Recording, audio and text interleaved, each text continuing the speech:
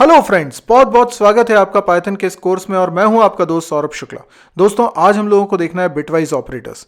मैं आपको याद दिला देना चाहता हूं कि हमने लिस्ट ऑफ ऑपरेटर्स देखी थी। ये रही लिस्ट। यहां पर हमने देखा था अर्थमेटिक ऑपरेटर्स, इसके बाद हमने देख लिया था रिलेशनल ऑपरेटर जिनको हम कंपैरिजन ऑपरेटर भी बोलते हैं, और उसके बाद हमने देख लिया था लॉजिकल ऑपरेटर। ये ऑपरेटर्स हम देख चुके हैं। आज हम लोगों को जो ऑपरेटर्स देखने हैं वो है बिटवाइज ऑपरेटर। तो बिटवाइज ऑपरेटर की लिस्ट देखते हैं। ये रहे बिटवाइज ऑपरेटर। यहाँ पर आप देख सकते हैं सबसे पहले एंड है, फिर है और, फिर नॉट ऑपरेटर है, फिर एक्सऑर है, फिर राइट शिफ्ट, फिर लेफ्ट शिफ्ट। ये सारे ऑपरेटर बिटवाइज ऑपरेटर कहलाते हैं। आइए इनके बिहेवियर को प्रॉपरली समझते हैं।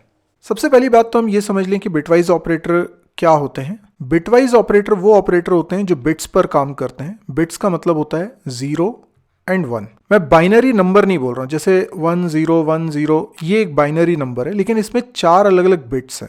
यानी बाइनरी डिजिट की, बाइनरी नंबर में जो एक एक डिजिट है उसको बोलते हैं बिट्स। तो बिट के बीच में जो ऑपरेशन परफॉर्म होते हैं उनको बिटवाइज ऑपरेटर बोलते हैं। तो ये सारे बिटवाइज ऑपरेटर्स हैं। ये पहला वाला जो है इसको बोलते हैं एंड ऑपरेटर। अब एंड ऑपरेटर का बिहेवियर कैसा है वो देख लीजिए आप।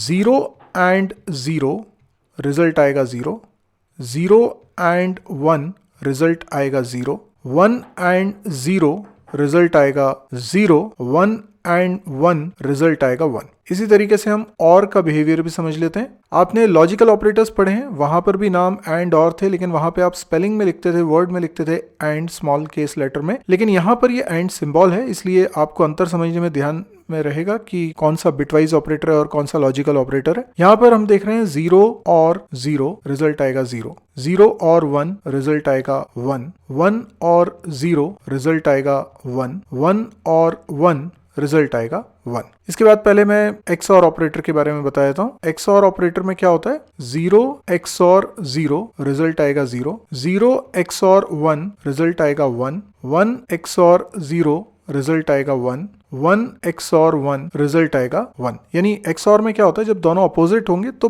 1 आएगा। सॉरी, लास्ट वाला 0 है। जब दोनों अपोजिट हैं तो रिजल्ट क्या आएगा, 1 आएगा। अगर दोनों सेम है, जैसे दोनों 0 हैं या दोनों 1 है, तो रिजल्ट क्या आएगा, 0। इसी प्रकार से अब हम देखते हैं नॉट ऑपरेटर। ये NOT operator ones complement operator भी कहलाता है।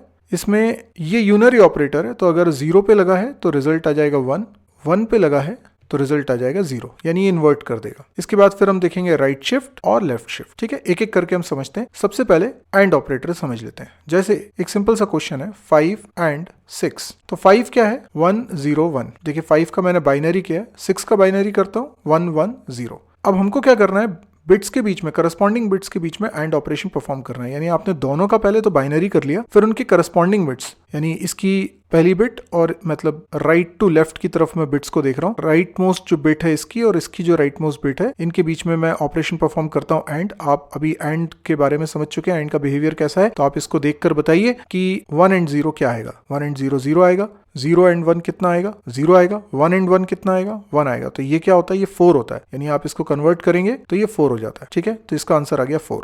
इसी तरीके से और को भी करके देखते हैं। जैसे मान लीजिए मैंने 5 और 6 कर लिया होता तो क्या रिजल्ट आ रहा होता, तो 1 0 1 जो कि 5 का बाइनरी है, 1 1 0 जो कि 6 का बाइनरी है। इसके बीच में और कर रहा हूँ। और का बिहेवियर भी आपको यहाँ पर दिखाई दे रहा है, ये और का बिहेवियर है। तो अब आप देख लीजिए कि इसमें क्या रिजल्ट आने वाला है। 1 और 0 इज 1, 0 और 1 1, 1 और 1 1, तो ये हो जाता है 7। इसी तरीके से एक्सऑर को भी जरा टेस्ट करके देखिए। 5 एक्सऑर 6 क्या आएगा रिजल्ट, तो अगेन 1 0 1 1 1 0। अब आप एक्सऑर का बिहेवियर भी देखिए, यहाँ पर बना हुआ है। तो 1 एक्सऑर 0 जब अपोजिट होते हैं तो रिजल्ट 1 होता है। ठीक है, अदरवाइज 0। तो 0 1 1 यानी कि ये हो जाता है 3। तो अब इन तीनों को पहले मैं चला के टेस्ट करके बता देता हूँ, वेरीफाई हो जाएगा हमारा। उसके बाद फिर मैं बचे हुए ऑपरेटर्स आपको बताता हूँ। तो सबसे पहले हम लोग बात करेंगे एंड ऑपरेटर की। यहाँ पर मैं लिखता हूँ 5 एंड 6, तो आंसर आना चाहिए 4। 5 और 6 आंसर आना चाहिए 7, बिल्कुल सही है। 5 एक्सऑर 6 आंसर आना चाहिए 3, बिल्कुल सही है। तो इस तरीके से हमें समझ में आ गया। अब हमको समझना है नॉट ऑपरेटर को। नॉट ऑपरेटर थोड़ा सा ट्रिकी हो सकता है या डिफिकल्ट हो सकता है आपके लिए, लेकिन हम इसको समझते हैं। जैसे मान लीजिए मैंने लिखा नॉट 5। अब हमको इसका आंसर निकालना है, क्या आएगा। तो देखिए सबसे पहले 5 का बाइनरी क्या होता है, 1 0 1। आप हमेशा नॉट ऑपरेटर को अप्लाई करते वक्त एक 0 पहले लगा लीजिए। ठीक है, इतना कर लीजिए। अब आपको क्या करना है, ये एक पॉजिटिव नंबर है जिसका आप नॉट ऑपरेटर लगाना चाह रहे हो, क्या करना है, वंस कॉम्प्लीमेंट करना है। मैंने आपको कहा कि नॉट ऑपरेटर को वंस कॉम्प्लीमेंट ऑपरेटर भी कहते हैं, तो हमें क्या करना है, वंस कॉम्प्लीमेंट लेना है। अब जिनको नहीं मालूम वंस कॉम्प्लीमेंट क्या होता है, आप सिंपली 1 को 0, 0 को 1 से रिप्लेस कर दीजिए। जब मैंने इसका ये 5 का बाइनरी था और मैंने 5 पे वंस कॉम्प्लीमेंट करा तो क्या आ जाएगा, 1 0 1 0। ठीक है, जब भी पॉजिटिव नंबर हो, ध्यान ये रखिएगा, जब भी पॉजिटिव नंबर पे आप नॉट ऑपरेटर अप्लाई कर रहे हो, एक 0 अपनी तरफ से पीछे जोड़ दीजिएगा। फिर वंस कॉम्प्लीमेंट हमने किया तो ये रिजल्ट आ गया। अभी ये वो नंबर है जो नॉट 5 का रिजल्ट रहा होगा, लेकिन ये नॉट 5 का रिजल्ट तो है, पर ये वैल्यू है क्या। अब आप बोलेंगे कि ये जो वैल्यू है ये तो 10 है, लेकिन नहीं, ऐसा नहीं है। यहाँ पर हमें जो पहली बिट है उसको मोस्ट सिग्निफिकेंट बिट मानना है। ये जो बिट है ये मोस्ट सिग्निफिकेंट बिट है और ये होती है साइन बिट। साइन बिट समझ में आया, साइन बिट है ये। अगर ये साइन बिट है इसका मतलब है ये 0 1 नंबर नहीं है, मतलब ये नंबर में पार्टिसिपेट नहीं कर रहा, ये साइन बता रहा है कि ये पॉजिटिव है या नेगेटिव।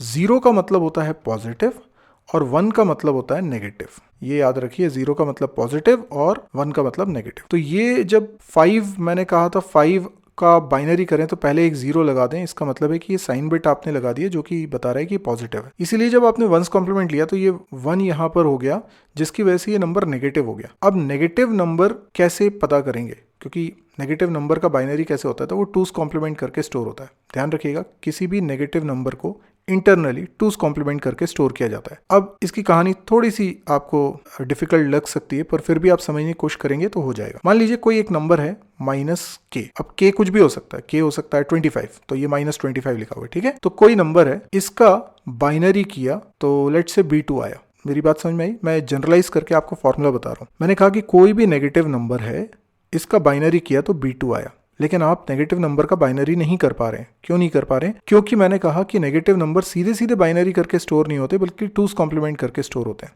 तो मैं आपको एक चीज बता देना चाहता हूं, आप -k का बाइनरी अगर नहीं निकाल पा रहे हैं तो k का बाइनरी निकाल लीजिए। आप कहेंगे ये तो आसान है, क्योंकि नेगेटिव नंबर का बाइनरी निकालने में आपको दिक्कत हो रही थी, पॉजिटिव नंबर का बाइनरी तो आप निकाल सकते थे। जैसे k की वैल्यू अगर 25 है तो -25 का आप बाइनरी नहीं निकाल पा रहे, लेकिन आप 25 का तो बाइनरी निकाल सकते हैं। तो आपने 25 का बाइनरी निकाल दिया तो वो आ गया B1। अब सिर्फ क्या करिए, ये जो बाइनरी आया B1, इसका 2's कॉम्प्लीमेंट ले लीजिए। अभी बताता हूँ 2's कॉम्प्लीमेंट कैसे लेना, लेकिन आपने इसका 2's कॉम्प्लीमेंट निकाल लिया तो ये आ गया B2। और ये B2 क्या है, यही -k का बाइनरी कन्वर्जन। मैं जानता हूं कि इसको समझने में थोड़ा सा दिमाग लगेगा, अगर आपको पहले से नहीं मालूम है तो आप इसको 2-3 बार सुनिएगा, आपको समझ में आ जाएगा। तो कोई भी नंबर है, जैसे 10 है, 10 का बाइनरी B1 है तो -10 का बाइनरी B2 है, और B1 का 2's कॉम्प्लीमेंट है B2, और आपको बता दूं कि B2 का 2's कॉम्प्लीमेंट करेंगे तो B1 आ जाएगा। तो अब मैं ये कह रहा हूं कि ये जो नंबर है ना, ये कुछ नेगेटिव नंबर है, तो ये -k है। तो मुझे क्या पता लगाना है कि नंबर क्या है, तो मैं क्या करूंगा, मैं k की वैल्यू निकालना चाहूंगा। अगर k की वैल्यू पता चल गई तो मेरे को आंसर पता चल गया। अब k कैसे पता चलेगा, ये आपके लिए B2 है 1010, इसका B1 निकालिए तो इसका 2's कॉम्प्लीमेंट करना पड़ेगा। 2's कॉम्प्लीमेंट कैसे करते हैं, देखो 2's कॉम्प्लीमेंट करने का तरीका होता है कि पहले आपने 1's कॉम्प्लीमेंट निकाला और उसमें 1 ऐड कर दिया, 1010। इसका पहले तो आप निकालो 1's कॉम्प्लीमेंट, तो ये हो जाएगा 0101, और इसमें ऐड कर दो 1, तो कितना हो जाएगा, तो हो जाएगा 110। तो ये आ गया 110 विच इज नथिंग बट 6। तो k का मतलब हो गया 6। तो ये जो नंबर था ये क्या था, -6। यस, तो इसीलिए इसका आंसर आया है -6। मैं जानता हूं ये थोड़ा सा डिफिकल्ट लग रहा होगा, लेकिन आप इसको 2-3 बार सुनेंगे तो आपको समझ में आ जाएगा, ये उतना भी मुश्किल नहीं लगेगा। नॉट ऑपरेटर की भी टेस्टिंग हम लोग कर लेते हैं। जैसे मैंने लिखा नॉट 5, तो आंसर आना चाहिए -6। यस, -6 आ रहा है।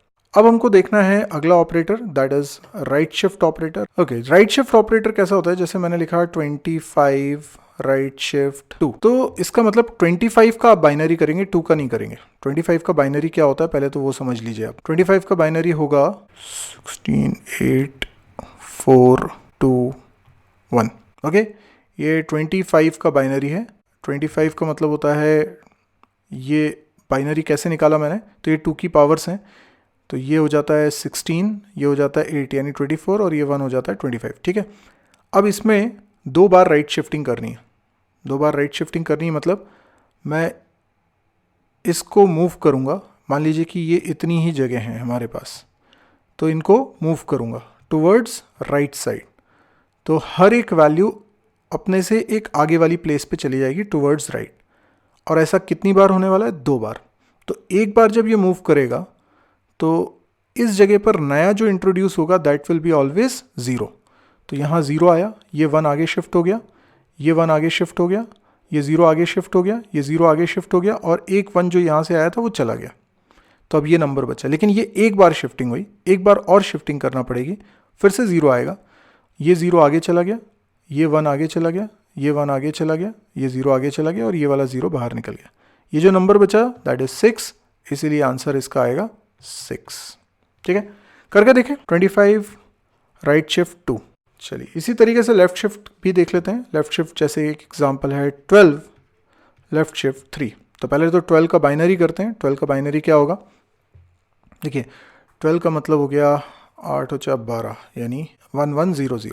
अब ये जो जगह होती है ना, राइट में जब जाएगी कोई चीज़, तो जब हम राइट शिफ्ट कर रहे थे तो क्या हो रहा था, जो लास्ट वाली बिट थी लीस्ट सिग्निफिकेंट बिट, ये गायब होती जा रही थी, है ना, ये बाहर निकलती जा रही थी। जबकि लेफ्ट शिफ्ट जब करेंगे तो ऐसा नहीं होगा। ऑब्वियस सी बात है कि यहाँ पे नया इंट्रोड्यूस होगा, क्योंकि इस बार शिफ्टिंग लेफ्ट साइड में होनी है। जो नया इंट्रोड्यूस होगा वो 0 ही होगा, लेकिन ये 1 आगे शिफ्ट हो जाएगा। मतलब देखिए पहले 0 एक नया इंट्रोड्यूस हुआ, फिर ये वाला 0 आगे शिफ्ट हुआ टुवर्ड्स लेफ्ट, ये 0 आगे शिफ्ट हुआ टुवर्ड्स लेफ्ट, ये 1 आगे शिफ्ट हुआ, ये 1 भी आगे शिफ्ट हो गया, ये चला नहीं गया। समझ में आई बात? मतलब लेफ्ट में जगह होती है, राइट में जगह नहीं होती है। ओके, क्योंकि यहाँ नंबर कितने भी बड़े साइज के आप रख सकते हैं, इसलिए थोड़ा सा C++ से डिफरेंट है। अभी लेकिन मैंने एक बार लेफ्ट शिफ्टिंग करी है, मुझे कितनी बार करनी है, 3 बार करनी है। तो फिर एक और 0 लाता हूँ, ये देखिए ये 2 बार हो गई शिफ्टिंग, एक और बार करना है, ये 3 बार शिफ्टिंग कर चुका हूँ मैं। ठीक है, 32 और 64, तो ये हो गया 96। तो ये है 96। चलिए देख लेते हैं एक बार टेस्ट करके क्या 96 आ रहा है। 12 लेफ्ट शिफ्ट 3, यस 96। तो आई होप आपको समझ में आ गए होंगे बिटवाइज ऑपरेटर्स, और आप इसकी थोड़ी सी प्रैक्टिस कर लीजिएगा। आज के लिए इतना ही। Thank you, good bye.